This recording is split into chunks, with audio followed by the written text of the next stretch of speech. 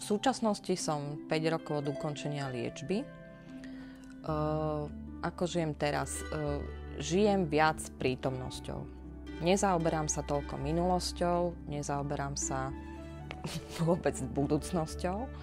Čiže viac vychutnávam ten prítomný okamih.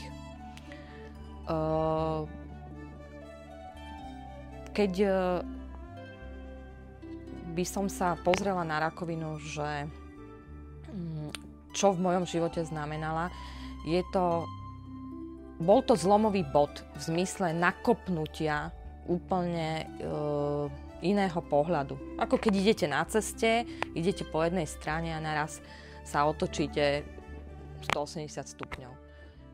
Takto vnímam rakovinu. Nie je pre mňa nosná a nezaoberám sa s ňou ako problémom. Ona bola nejaký problém v nejakom mojom živote. Teraz pre mňa problém nie je, neriešim ju, nevraciam sa k nej, nezaoberám sa ňou. Momentálne mám iné problémy. Ona raz môže prísť a zase môže byť problémom, ale nie je momentálnym problémom. Čiže jej nedávam žiadnu energiu. Vôbec. Môže sa stať čokoľvek, môžem riešiť zajtra autonehodu, iné veci. Proste ona bola problémom len v nejakom úseku života. A nestávam sa do roli obete rakoviny. Ako nepestujem si to. Čiže vôbec ju neriešim. V živote je veľmi veľa utrpenia.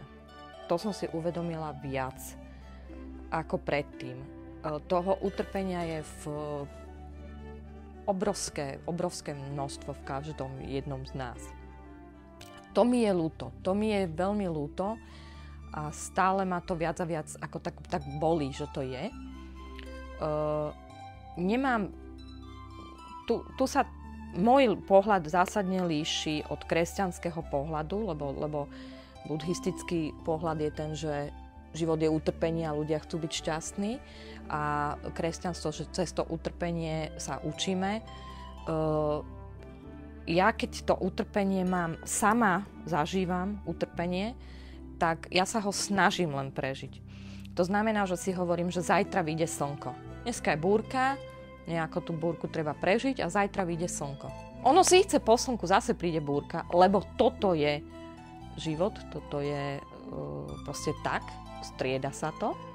To sú proste zákony, ale nesnažím sa ísť do silného pocitu utrpenia a teraz ho prežívať a sa tým márniť. Proste snažím sa ísť len potom, ako maximálne sa dá po tom povrchu a proste neísť do hĺbky, iba to prežiť.